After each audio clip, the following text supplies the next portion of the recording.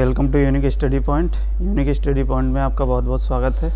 तो चलिए आज हम लोग एक नए सीरीज के साथ मशीन का लेक्चर नंबर 4 लेके आए हैं और हम लोग स्टार्ट करते हैं। कुछ प्रीवियस ईयर के जो मोस्ट इम्पोर्टेंट क्वेश्चंस हैं उनको डिस्कस करेंगे। तो चलिए आइए सभी लोग, चलिए फिर स्टार्ट किया जाए। तो चलिए, आपको पहला क्वेश्चन आपको दिख रहा होगा स्क्रीन पे। आप लोगों को इस पे 10 सेकंड्स का टाइम मिलता है, इसका आंसर दीजिए आप। ठीक है, खुद से ही आप ट्राई करिए, उसके बाद मैं आंसर बता रहा हूँ आपको। चलिए फिर बताइए क्या है क्वेश्चन। देखिए क्वेश्चन में क्या कहा गया है। In squirrel cage induction motor the rotor slots are slightly skew in order to reduce. यानी कि कहने का मतलब क्या है, एक स्क्वायरल गेज इंडक्शन मोटर दिया है आपको। ठीक है, उसमें आपने देखा होगा कि रोटर जो होता है, उस रोटर पे आपके जो स्लॉट्स कटे होते हैं वो स्लॉट्स आपके थोड़े तिरछे होते हैं, यानी कि इस स्क्यू फॉर्म में बनाए जाते हैं। अब ये स्क्यू फॉर्म में क्यों बनाए जाते हैं, तो बेसिकली यही आपसे क्वेश्चन में पूछा गया, क्यों स्लॉट्स जो है स्क्यू फॉर्म में बनाए जाते हैं। तो पहला ऑप्शन देखिए क्या कहा गया है, विंडेज लॉस। दूसरे ऑप्शन में कहा गया है एडी करंट लॉस को कम करने के लिए। और तीसरा ऑप्शन है रिड्यूस मैग्नेटिक हमिंग इफ़ेक्ट। और फोर्थ ऑप्शन में कहा गया है फ्रिक्शन लॉसेस को रिड्यूस करने के लिए। तो किस लिए आपके रोटर पे जो स्लॉट्स बनाए जाते हैं वो स्क्यू फॉर्म में बनाए जाते हैं, क्यों बनाए जाते हैं, बताइए इसका आंसर आप। तो आपके स्लॉट्स इस तरीके से बनाए जाते हैं स्क्यू फॉर्म में, आपने देखा होगा। तो बेसिकली ये आपको क्यों बनाए जाते हैं, इसका आंसर क्या होगा, रिड्यूस मैग्नेटिक हमिंग इफ़ेक्ट। ठीक है, तो ऑप्शन नंबर सी इसका आंसर हो जाएगा। यानी कि अब बात करते हैं तो स्क्यू फॉर्म में इसलिए बनाए जाते हैं क्योंकि एक मैग्नेटिक लॉकिंग होता है। ठीक है, इस मैग्नेटिक लॉकिंग को रिड्यूस करने के लिए आपके जो रोटर पे स्लॉट्स बनाए जाते हैं वो स्क्यू फॉर्म में बनाए जाते हैं। ठीक है, अब मैग्नेटिक लॉकिंग क्या होता है। ठीक है, तो मैग्नेटिक लॉकिंग का मतलब होता है आपके जो रोटर टीथ होते हैं, और स्टेटर टीथ जो होते हैं आपस में लॉक हो जाते हैं। ठीक है, जिससे आपका रोटर जो है मूव नहीं कर पाता है। तो इस लॉसेस को इसको कम करने के लिए हम लोग क्या करते हैं, रोटर पे स्क्यू फॉर्म में स्लॉट्स बनाए जाते हैं। ठीक है, तो चलिए इसका नेक्स्ट क्वेश्चन देखिए। अच्छा चलिए बताइए इसका आंसर क्या होगा। 10 सेकंड्स का टाइम है आपके पास, बताइए। तो देखिए क्वेश्चन में क्या कहा गया है, what type of operate a direct online starter consist of a coil operated. यानी कि आपको क्या कहा गया है, एक डायरेक्ट ऑनलाइन स्टार्टर जो होता है, ठीक है, उसमें किस प्रकार का ऑपरेटर जो है यूज किया जाता है। तो बताइए।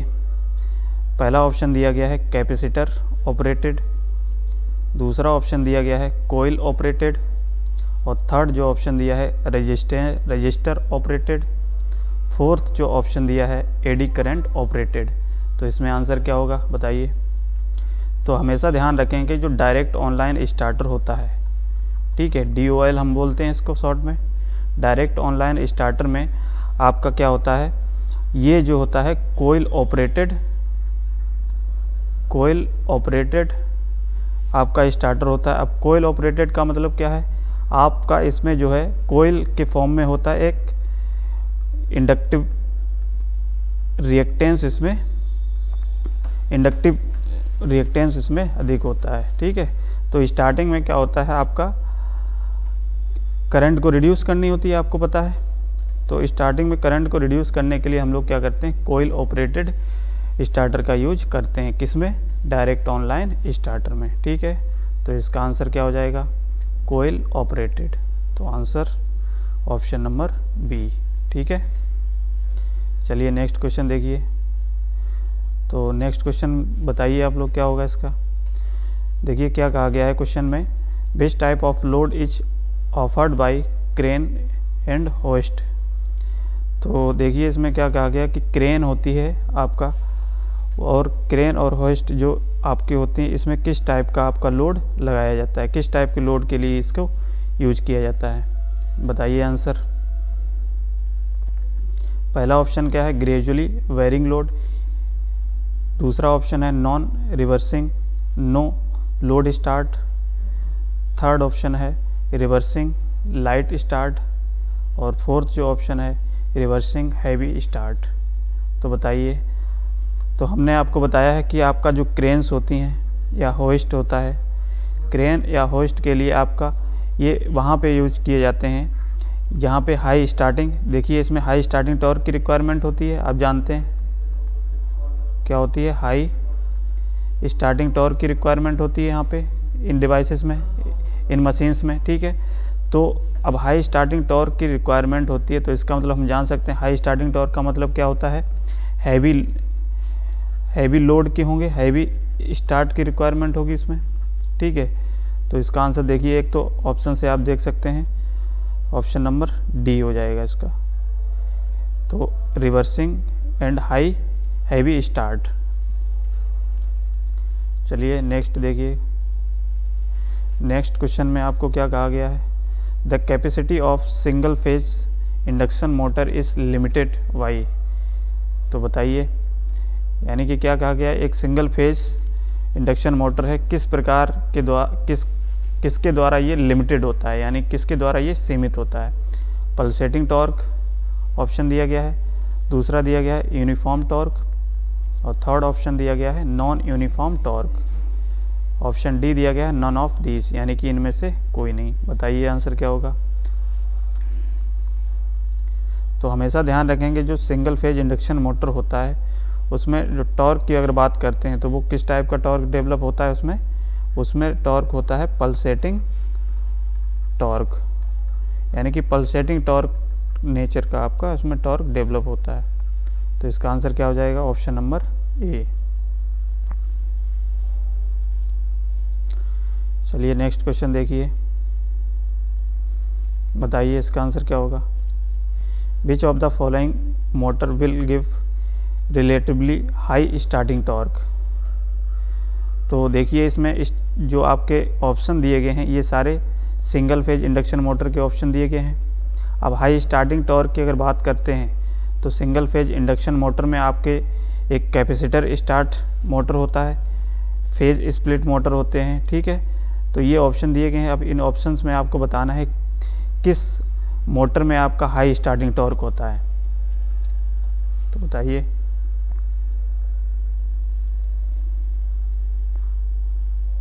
तो इसका आंसर हो जाएगा option number B, capacitor start induction motor. तो देखिए ऑप्शन नंबर बी इसका आंसर हो जाएगा, यानी कि कैपेसिटर स्टार्ट जो इंडक्शन मोटर होता है उसमें आपका जो है हाई स्टार्टिंग टॉर्क होती है, हाई स्टार्टिंग टॉर्क।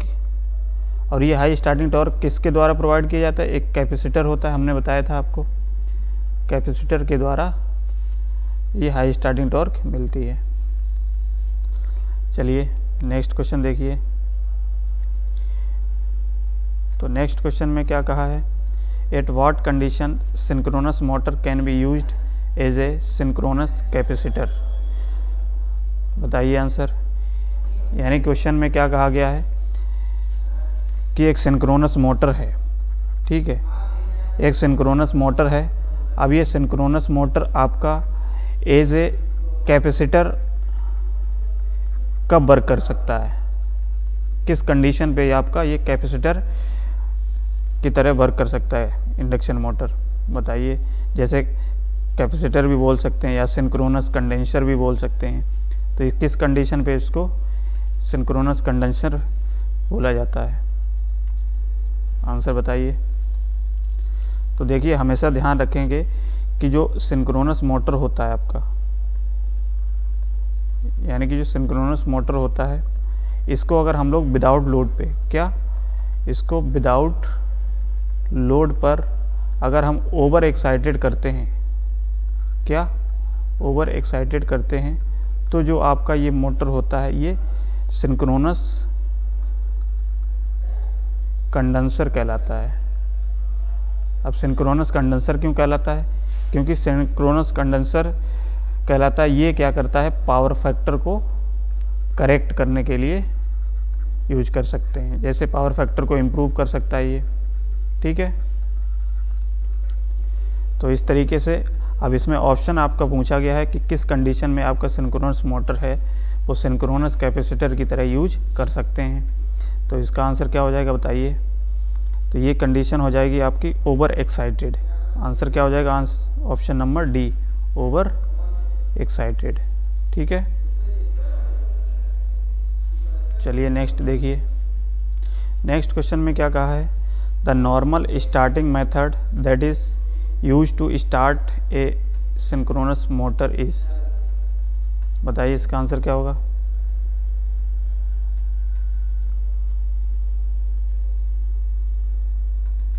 यानी कि देखिए एक सिंक्रोनस मोटर है। अब इस सिंक्रोनस मोटर को नॉर्मल स्टार्टिंग मेथड अगर यूज करें तो कौन सा मेथड आपका इसमें यूज किया जाता है सिंक्रोनस मोटर को स्टार्ट करने के लिए? बताइए। तो देखिए इसका आंसर क्या हो जाएगा? यानी आपको हमने बताया कि जो सिंक्रोनस मोटर होता है,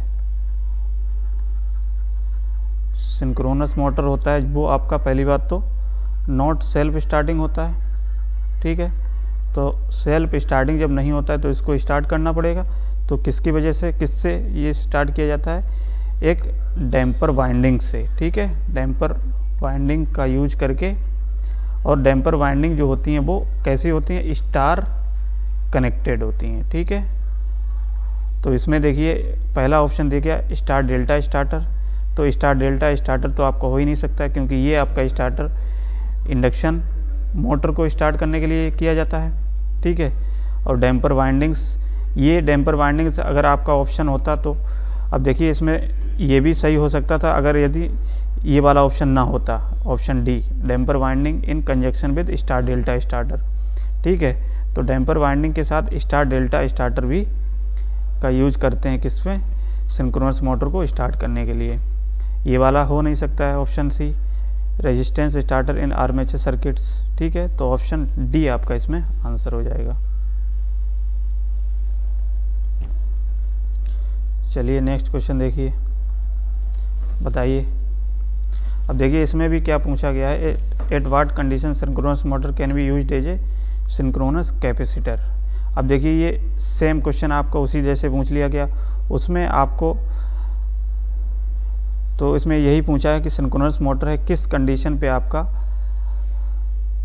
सिंक्रोनस मोटर किस कंडीशन पे आपका जो है सिंक्रोनस कैपेसिटर की तरह यूज कर सकते हैं, बताइए। तो अभी मैंने आपको बताया, तो ओवर एक्साइटेड कंडीशन पे क्या होता है? सिंक्रोनस मोटर को सिंक्रोनस कैपेसिटर की तरह यूज कर सकते हैं, जिसका मेन काम होता है पावर फैक्टर को इम्प्रूव करना, ठीक है। तो चलिए इसका ऑप्शन क्या हो जाएगा? Option number D, over excited. चलिए नेक्स्ट क्वेश्चन देखिए। तो देखिए नेक्स्ट क्वेश्चन में कहा गया है synchronising power of a synchronous machine.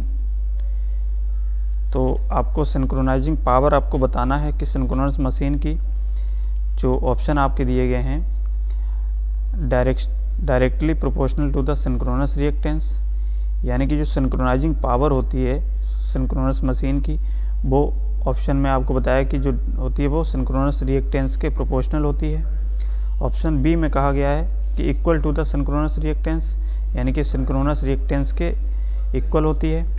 और ऑप्शन सी में कहा गया है inversely proportional to the synchronous reactance, synchronous reactance के इन्वर्सली प्रोपोर्शनल होती है। ऑप्शन डी में कहा गया है नन ऑफ दीज, यानी कि इनमें से कोई नहीं। तो हमेशा ध्यान रखेंगे कि जो सिंक्रोनस मशीन होती है, तो सिंक्रोनस मशीन में जो सिंक्रोनाइजिंग पावर होती है, ठीक है, उसका आप रिलेशन आप याद रखेंगे। इसका रिलेशन क्या होता है? सिंक्रोनाइजिंग पावर जो होती है सिंक्रोनस मशीन की, वो क्या होती है? V E F upon X s cos del, ये रिलेशन आप याद रखेंगे। तो इसमें देखिए ऑप्शन के हिसाब से आप देख सकते हैं कि जो सिंक्रोनाइजिंग पावर होती है, ठीक है, तो ये सिंक्रोनाइजिंग पावर है आपकी सिंक्रोनस मशीन की, वो 1/xs है कि नहीं, यानी कि सिंक्रोनस रिएक्टेंस के इन्वर्सली प्रोपोर्शनल आ रही है। देखिए अगर सिंक्रोनाइजिंग पावर को बढ़ाना है तो सिंक्रोनस रिएक्टेंस को कम करना पड़ेगा, है ना। तो इसमें देखिए इसका आंसर क्या हो जाएगा, option number C, inversely proportional to the synchronous reactance. ठीक है, तो ये ऑप्शन आपका सी सही हो जाएगा इसमें। नेक्स्ट क्वेश्चन देखिए, नेक्स्ट क्वेश्चन में देखिए क्या कहा गया है, power factor correction substation consist of, यानी कि जो सबस्टेशंस होती हैं उनमें जो पावर फैक्टर को सही करने के लिए किस डिवाइस का यूज किया जाता है, बताइए। जैसा अभी हमने आपको बताया कि जो सिंक्रोनस कैपेसिटर हो गया या सिंक्रोनस कंडेंसर हो गया, ये सेम चीज़ होती है। ये कैसे बनता है, यानी कि सिंक्रोनस मोटर को जब हम लोग विदाउट लोड पे उसको ओवर एक्साइटेड की तरह यूज करते हैं तब आपका सिंक्रोनस रिएक्टेंस वो कहलाता है, जिसका मेन काम होता है पावर फैक्टर को करेक्ट करना। ठीक है, तो इसमें देखिए ऑप्शन नंबर क्या हो जाएगा answer, option number C, synchronous condenser. ठीक है, तो ऑप्शन नंबर सी। तो सिंक्रोनस कंडेंसर जो होता है वो आपका सब स्टेशन में पावर फैक्टर को इम्प्रूव करने के लिए किया जाता है या करेक्ट करने के लिए किया जाता है। ठीक है, तो चलिए नेक्स्ट क्वेश्चन देखते हैं। तो नेक्स्ट क्वेश्चन में देखिए क्या कहा गया है, the function of commutator in A DC machine. तो डीसी मशीन में जैसे कि आप जानते हैं, पढ़े भी होंगे कि डीसी मशीन में आपका जो कॉम्यूटेटर होता है, डीसी मशीन में कॉम्यूटेटर होता है। अब इस कॉम्यूटेटर का मेन काम क्या होता है ये बताना है आपको, क्वेश्चन में ये पूछा गया है। तो देखिए पहला ऑप्शन क्या कहा गया, to change alternating current into direct current. दूसरा ऑप्शन क्या है, to improve commutation. Third option क्या है, फॉर इजी स्पीड कंट्रोल। और फोर्थ ऑप्शन है to change alternating voltage into direct voltage. तो बताइए इसका आंसर क्या हो जाएगा। तो हमेशा आप याद रखना, जो कॉम्यूटेटर होता है डीसी मशीन में, इसका मेन काम क्या होता है कि जो भी एसी होती है, एसी करंट को डीसी करंट में कन्वर्ट करना होता है या चेंज करना होता है। ठीक है, तो इसमें देखिए ऑप्शन क्या सही हो जाएगा, option number A, to change alternating current into direct current. तो ऑप्शन नंबर ए सही हो जाएगा। ठीक है, चलिए नेक्स्ट देखिए, नेक्स्ट क्वेश्चन में क्या कहा गया है, what is the value of line voltage of 3 phase star connected system having A phase voltage of 3.3 kV। तो देखिए आप इसको सॉल्व करिए, पहले 10 सेकंड्स का टाइम है आपके पास, सॉल्व करिए। तो देखिए इसमें क्या क्या दिया गया है। पहली बात तो क्वेश्चन को हम लोग समझते हैं क्या पूछा गया है। तो इसमें आपको पूछा गया what is the value of line voltage. तो लाइन वोल्टेज की वैल्यू आपको बताना है और दिया क्या गया है, what is the value of line voltage of 3 phase star connected. आपका एक 3 फेज का स्टार कनेक्टेड सिस्टम है। ठीक है, अब ये आपको फेज वोल्टेज इसमें दे दिया गया है कितना, यानी कि बी फेज दिया है 3.3 kV और आपसे पूछा क्या है, लाइन वोल्टेज पूछा है। तो आप जानते हैं रिलेशन, स्टार कनेक्शन के केस में आपने पढ़ा होगा कि जो फेज करंट होती है वो लाइन करंट के सेम होती है, लेकिन जो लाइन वोल्टेज होता है वो √3 बी फेज होता है कि नहीं। तो यहाँ से हम लोग देखिए क्या निकाल सकते हैं, लाइन वोल्टेज निकाल सकते हैं। तो VL = √3 इंटू बी फेज की वैल्यू हमको दी गई कितना, 3.3 इंटू 10⁻³ लिख सकते हैं, kV में है। जब इसको आप सॉल्व करेंगे तो बताइए आंसर कितना आ जाएगा। तो इसका आंसर आई थिंक आप सॉल्व करिएगा, ऑप्शन नंबर बी होगा 5.7। ठीक है, चलिए नेक्स्ट क्वेश्चन देखते हैं। तो देखिए नेक्स्ट क्वेश्चन में क्या कहा गया है, ए 3 phase star connected system is supplied by a line voltage of 440 volt. The value of phase current is 50 ampere. What is the power consumed by the system if the current lags the voltage by 45 degree. चलिए solve करिए आप सभी लोग। तो देखिए इसमें भी क्या है, आपका एक 3 फेज का स्टार कनेक्टेड सिस्टम दिया है।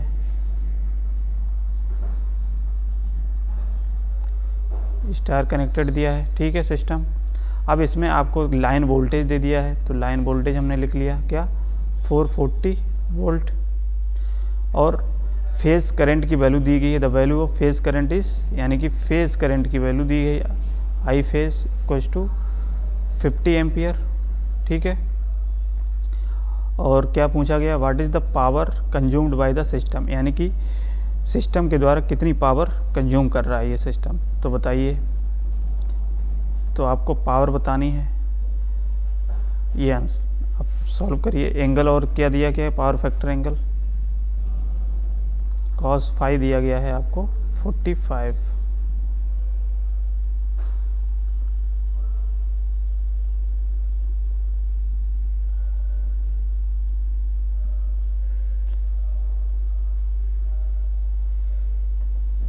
तो देखिए बताइए आंसर क्या हो जाएगा, सॉल्व करिए। तो देखिए हमेशा ध्यान रखेंगे, आपको 3 फेज सिस्टम दिया गया है। अब 3 फेज सिस्टम में अगर पावर पूछा जाता है तो पावर का फॉर्मूला क्या हो जाएगा, P equals to √3 VL IL cos phi, यही होगा, ठीक है। ये आपको यहाँ पे फाई दिया है, कॉस नहीं, ठीक है। तो यहाँ से देखिए आप कैलकुलेट कर सकते हैं, √3 इंटू VL की वैल्यू आपको दी गई 440 इंटू IL, तो IL की वैल्यू देखिए कितना हो जाएगी। अब देखिए यहाँ पे आपको स्टार कनेक्टेड सिस्टम दिया है, स्टार कनेक्टेड में आपको फेज करंट की वैल्यू दी गई है, लेकिन यहाँ पे हमको क्या निकालना है, IL। तो आप जानते हैं कि जो स्टार कनेक्टेड सिस्टम होता है, उस स्टार कनेक्टेड सिस्टम में जो लाइन करंट होती है और फेज करंट होती है वो सेम होती है स्टार कनेक्टेड। तो हम कह सकते हैं जो लाइन करंट आपको दी है या फेज करंट है वो आपकी 50 एम्पियर है। तो देखिए यहाँ पे हम 50 एम्पियर लिख सकते हैं, 50 एम्पियर इंटू cos 45। इसको जब आप सॉल्व करेंगे तो यहाँ से आपका आंसर क्या आ जाएगा, जब आप इसको सॉल्व करिएगा तो इसका आंसर आएगा 26.94 किलो वाट। तो ये आंसर आ जाएगा आपका, ठीक है। तो इस तरीके से हम लोग इस क्वेश्चन को सॉल्व करेंगे। चलिए नेक्स्ट क्वेश्चन देखते हैं। अब देखिए नेक्स्ट क्वेश्चन में देखिए आपसे क्या कहा गया है, what is the magnitude of reactive power. अब देखिए इस क्वेश्चन में आपको रिएक्टिव पावर की मैग्नीट्यूड पूछी गई है, यानी कि रिएक्टिव पावर क्या होता है हम जानते हैं, Q इक्वल्स टू, आपको ये पूछा गया है 3 phase delta connected system. Question में आपको दे दिया गया 3 phase delta connected system, delta connected system, ठीक है। और क्या दिया क्वेश्चन में, delta connected system having a line voltage of 400 volt. तो देखिए लाइन वोल्टेज हमने लिख लिया, VL कितना दिया है 400 volt, and A line current of 50 ampere. और लाइन करंट कितना दिया गया, यानी कि IL जो दी गई है वो कितना है 50 ampere. And phase difference between voltage and current is 53.13 degree, यानी कि जो फेज डिफरेंस है, यानी कि फाई की वैल्यू आपको दी गई है 53.13 डिग्री। अब यहाँ से आपको क्या बताना है, रिएक्टिव पावर की वैल्यू बतानी है। तो बताइए आंसर क्या होगा, सॉल्व करिए आप, फिर बताते हैं इसको।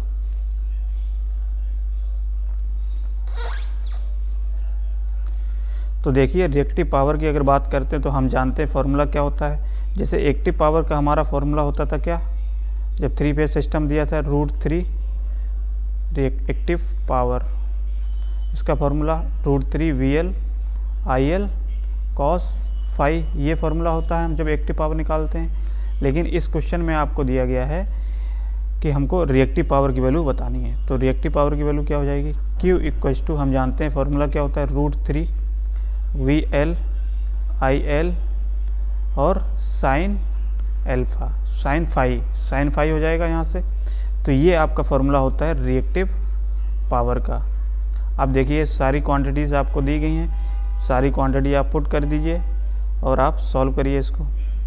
तो देखिए Q इक्वल्स टू हमको निकालना है √3 इंटू VL, तो VL की वैल्यू हमको दे दी गई है 440 इंटू IL, तो IL की वैल्यू भी देखिए 50 एम्पियर दी गई है, तो 50 एम्पियर लिख देंगे इंटू साइन फाई, तो यहाँ पे साइन फाई कितना दिया गया है 53.13। अब आप इसको सॉल्व करेंगे तो इसका आंसर क्या आ जाएगा, आप सॉल्व करेंगे तो इसका आंसर आएगा 27.71। तो इसका kVAR, ठीक है, तो इसका ये आंसर आ जाएगा। यानी कि रिएक्टिव पावर आपकी कितनी निकली है 27.71 kVAR, ठीक है। तो इस तरीके से आपको चाहे एक्टिव पावर पूछी जाए चाहे रिएक्टिव पावर पूछी जाए तो आप आसानी से निकाल सकते हैं। हमेशा याद रखना एक्टिव पावर का फॉर्मूला ये दिया है और रिएक्टिव पावर का इस तरीके से आप सॉल्व कर सकते हैं। चलिए नेक्स्ट क्वेश्चन देखते हैं। तो देखिए नेक्स्ट क्वेश्चन में क्या कहा है, पढ़िए आप, सॉल्व करिए। तो देखिए इसमें लिखा है the losses associated with mechanical friction of a machine are called, यानी कि जो मैकेनिकल फ्रैक्शन की वजह से या मैकेनिकल फ्रैक्शन के से संबंधित जो लॉसेस होते हैं वो कौन सा लॉसेस है बताइए। इसमें ऑप्शन दिया है, पहला लॉस क्या दिया गया है एडी करंट लॉस, दूसरा क्या दिया गया है मैकेनिकल लॉस, और थर्ड दिया गया है स्ट्रे लोड लॉस, और फोर्थ दिया गया है हिस्टेरेसिस लॉस। तो इसमें आंसर क्या हो जाएगा बताइए। हमेशा याद रखें कि जो मैकेनिकल फ्रैक्शन की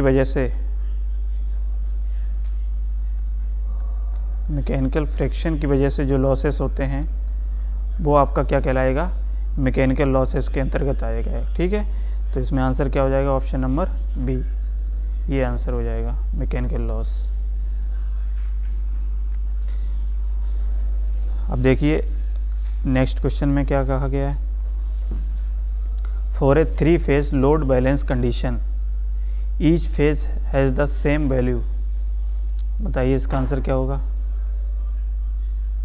तो देखिए इन्होंने कहा है कि एक 3 फेज बैलेंस सिस्टम दिया गया है। अब ये बैलेंस सिस्टम है तो इसमें सारी चीज़ें आपकी क्या क्या बैलेंस होनी चाहिए, तब आपका सिस्टम वो 3 फेज बैलेंस कहलाएगा। तो बताइए क्या होगा।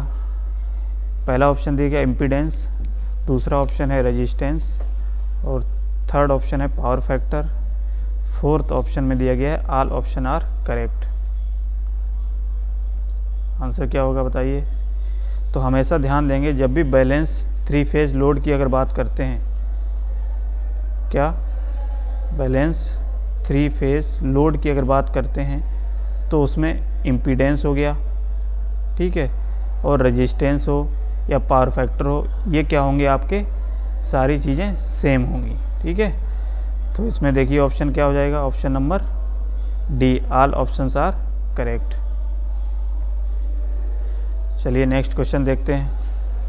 तो नेक्स्ट क्वेश्चन में क्या कहा है, a short circuit test on a transformer gives, बताइए आंसर क्या होगा इसका।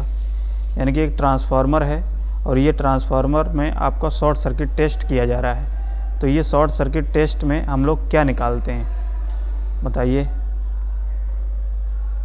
पहला ऑप्शन है copper loss at full load, दूसरा ऑप्शन है copper loss at any load, किसी भी लोड पर, और थर्ड ऑप्शन है copper loss at half load, और फोर्थ ऑप्शन है कॉपर लॉस एट ओवरलोड। तो बताइए इसका आंसर क्या है।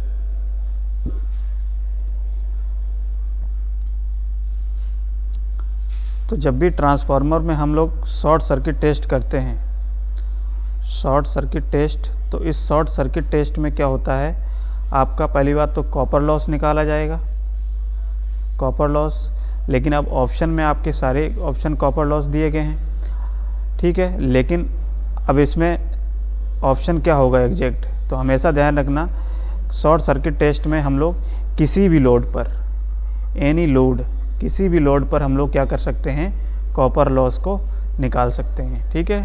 तो देखिए इसमें आंसर क्या हो जाएगा फिर, इसका आंसर होगा option number B, copper loss at any load. किसी भी लोड पर हम लोग कॉपर लॉस निकाल सकते हैं, किसकी हेल्प से, शॉर्ट सर्किट टेस्ट की हेल्प से, ठीक है। तो चलिए नेक्स्ट क्वेश्चन देखिए, चलिए सॉल्व करिए आप लोग। तो नेक्स्ट क्वेश्चन देखिए इसमें क्या कहा है, armature reaction effect causes flux to reduce with. यानी कि आप जानते हैं आर्मेचर रिएक्शन आप लोगों ने पढ़ा होगा। तो इस आर्मेचर रिएक्शन में जो फ्लक्स होता है आपका, ठीक है, आर्मेचर रिएक्शन की वजह से या आर्मेचर रिएक्शन इफेक्ट की वजह से आपका जो फ्लक्स होता है वो आप जानते हैं कि रिड्यूस होता है, हैं। तो ये फ्लक्स रिड्यूस होता है, ये फ्लक्स किसके साथ रिड्यूस होता है, कैसे आपका, तो ऑप्शन आपको देखो दिया गया है, डिक्रीजिंग लो, डिक्रीजिंग टॉर्क, यानी कि टॉर्क घटाएंगे तब आपका फ्लक्स कम होगा, या ऑप्शन बी आपका दिया गया इंक्रीजिंग टॉर्क, टॉर्क को इंक्रीज करने पे आपका फ्लक्स कम होगा, या ऑप्शन दिया गया है इंक्रीजिंग करंट, करंट को बढ़ाने पे आपका फ्लक्स कम होगा, या ऑप्शन दिया गया है both increasing torque and increase current. तो बताइए आंसर क्या हो जाएगा। तो हमेशा ध्यान देना जो आर्मेचर रिएक्शन होता है आपका, ये आर्मेचर रिएक्शन हमेशा लोड पर होता है, ठीक है। तो आर्मेचर लोड का मतलब क्या है, अगर हम लोग करंट की वैल्यू बढ़ाएंगे तो उस केस में जो है आपका आर्मेचर रिएक्शन होगा, और आर्मेचर रिएक्शन में क्या होता है, आपका जो फ्लक्स होता है, जो मेन फ्लक्स होता है वो आपका डिस्टोर्ट हो जाता है या आपका डीमैग्नेटाइज हो जाता है, यानी कि फ्लक्स में कमी आ जाती है। तो फ्लक्स में कमी आने की वजह से ही आपका जो होता है वो वोल्टेज भी कम हो जाता है ना। तो देखिए इसमें पूछा क्या गया है कि अगर हम लोग लोड करंट को बढ़ाएंगे या करंट को बढ़ाते हैं तो उस केस में ही आपका फ्लक्स जो है वो कम हो जाता है, ये अगर बढ़ाएंगे तो फ्लक्स कम हो जाएगा। तो देखिए आंसर क्या होगा फिर, ऑप्शन नंबर सी, इंक्रीजिंग या इंक्रीज करंट। देखिए नेक्स्ट क्वेश्चन क्या है, the armature of A DC machine is made of. यानी कि अब इसको बताइए आप लोग, सभी लोग बताइए। तो देखिए क्या है, एक डीसी मशीन है, तो डीसी मशीन में हमेशा आप जानते हैं आर्मेचर होता है। अब ये जो आर्मेचर है आपका, ये आर्मेचर किसका बना होता है, ये आपको बताना है। तो पहला ऑप्शन दिया गया है माइल्ड स्टील, दूसरा ऑप्शन दिया है सिलिकॉन स्टील, थर्ड ऑप्शन दिया है स्टेनलेस स्टील, और फोर्थ ऑप्शन दिया है कास्ट आयरन। तो बताइए आंसर क्या होगा। तो हमेशा ध्यान रखेंगे जो डीसी मशीन में आर्मेचर जो बना होता है, आर्मेचर जो बना होता है वो किसका बना होता है, वो आपका सिलिकॉन स्टील का बना होता है, ठीक है, ये याद रखेंगे। तो ऑप्शन नंबर क्या हो जाएगा, option number B, silicon steel. Next question देखिए। तो देखिए नेक्स्ट क्वेश्चन में कहा गया है a DC generator are design to develop armature voltage not exceeding 650 volt because of the limitations are. बताइए क्या हो जाएगा, यानी कि निम्न में से किस सीमा के कारण डीसी जनरेटर इस प्रकार बनाए जाते हैं ताकि वे 650 वोल्ट से अधिक का आर्मेचर वोल्टेज विकसित ना कर सकें। क्या आंसर होगा, तो किसकी वजह से। तो हमेशा ध्यान देना डीसी मशीन में आपका कॉम्यूटेटर होता है, तो इस कॉम्यूटेटर की वजह से आपका क्या होता है, इस 650 वोल्ट से अधिक वोल्टेज आर्मेचर में वोल्टेज विकसित नहीं हो सकता है। तो आंसर क्या हो जाएगा, कॉम्यूटेटर। नेक्स्ट क्वेश्चन बताइए, आंसर बताइए इसका क्या होगा। तो देखिए क्वेश्चन में क्या कहा गया है, a step up transformer increases.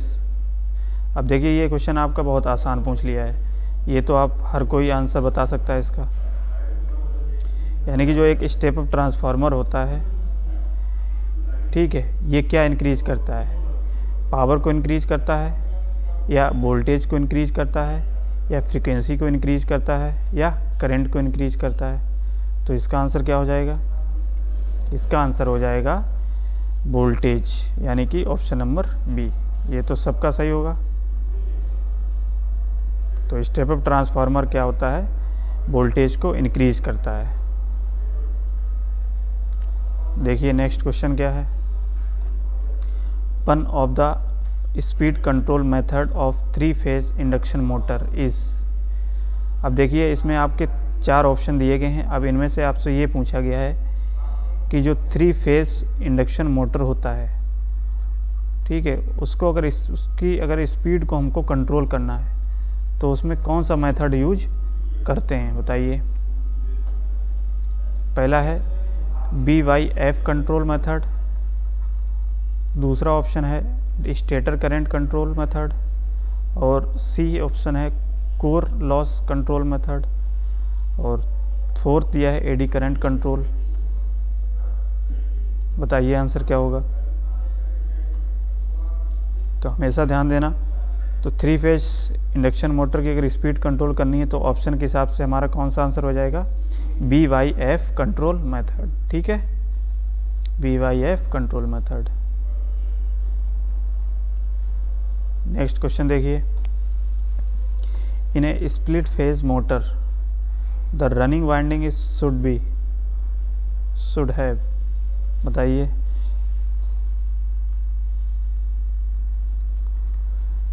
तो आप जानते हैं कि जो स्प्लिट फेज इंडक्शन मोटर होता है, ये सिंगल फेज इंडक्शन मोटर है, सिंगल फेज इंडक्शन मोटर होता है। अब इसमें जो आपकी 2 वाइंडिंग्स होती हैं, एक मेन वाइंडिंग होती है, एक होती है ऑक्सिलरी वाइंडिंग, ठीक है। तो मेन वाइंडिंग और ऑक्सिलरी वाइंडिंग, मेन वाइंडिंग होती है वो रनिंग वाइंडिंग होती है, ऑक्सिलरी वाइंडिंग जो होती है वो स्टार्टिंग वाइंडिंग होती है, इसके नाम से भी जान सकते हैं, ठीक है। तो देखिए इसमें पूछा गया है कि जो रनिंग वाइंडिंग होती है, यानी कि मेन वाइंडिंग होती है, उसमें आपका क्या कैसी होनी चाहिए, हाई रेजिस्टेंस लो रिएक्टेंस की होनी चाहिए, या लो रेजिस्टेंस हाई इंडक्टेंस की होनी चाहिए, या ऑप्शन दिया गया high resistance as well as high inductance, और ऑप्शन डी दिया गया है low resistance as well as low inductance. बताइए आंसर क्या होगा।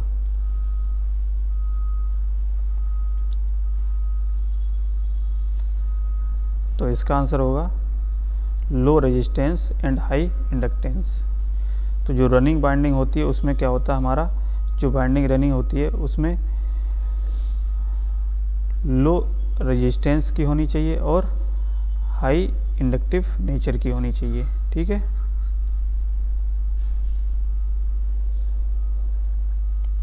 तो option number B low resistance high inductance. तो चलिए नेक्स्ट क्वेश्चन देखते हैं। नेक्स्ट क्वेश्चन में क्या कहा गया, ए रिलक्टेंस मोटर, ऑप्शन दिया गया है is self starting, self starting होता है रिलक्टेंस मोटर। सेकंड दिया है option the constant speed motor, और थर्ड ऑप्शन दिया गया है needs no DC excitation. Option D क्या दिया गया है, ऑल ऑप्शंस आर करेक्ट। यानी कि जो एक रिलक्टेंस मोटर होता है, हमेशा ध्यान देना कि जो रिलक्टेंस मोटर होता है ये आप क्या होता है, सिंगल फेज सिंक्रोनस मोटर होता है,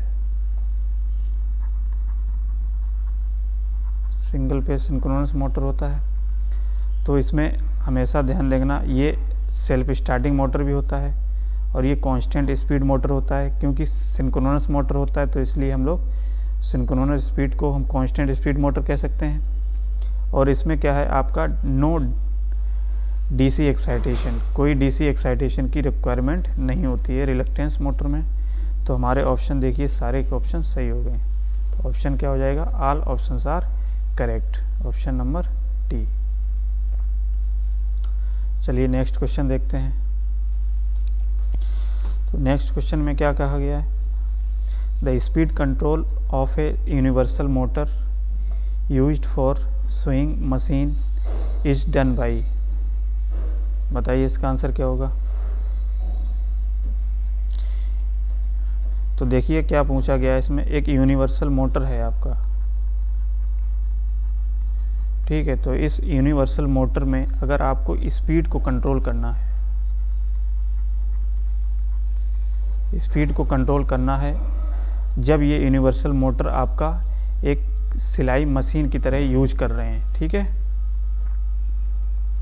तो कैसे हम लोग इसकी स्पीड को कंट्रोल करते हैं, यही ऑप्शन बताया गया है, फ्रैक्शन की वजह से, या ऑप्शन बी दिया गया है वेयरिंग द रेजिस्टेंस, रेजिस्टेंस को वेरी करके, या टैपिंग द फील्ड्स, फील्ड्स में टैपिंग प्रोवाइड करा के, या सेंट्रीफ्यूगल मैकेनिज्म, यानी कि एक सेंट्रीफ्यूगल मैकेनिज्म में लगा करके। तो बताइए इसका आंसर क्या होगा।